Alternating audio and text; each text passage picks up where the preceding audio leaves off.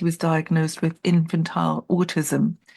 And one of the theories in those days was that children became that way because they'd had cold mothers, refrigerator moms. They'd not been given enough love as babies. Can you imagine, as a parent, how devastating? First of all, you're dealing with this massive disability that your child has, and then you're told it's your fault.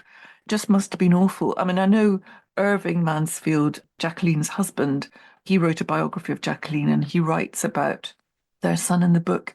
And he blamed a nanny that they'd had who he thinks took him to the park one day and must have dropped him on his head because he said the symptoms started when he came back. Now, there's absolutely no evidence for this at all, but you can understand why he wanted somebody to blame because being called a refrigerator mom when you have an autistic child is just horrific to think about.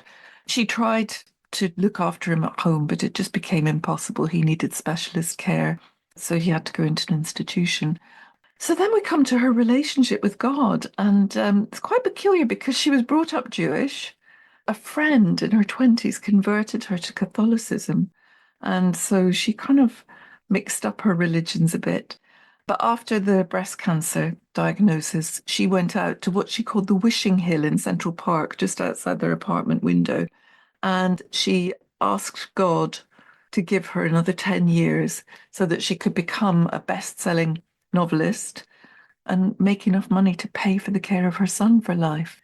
And as far as I know, Charlie, he's still alive. I've not been able to find out to the contrary. He'd be in his late 70s now.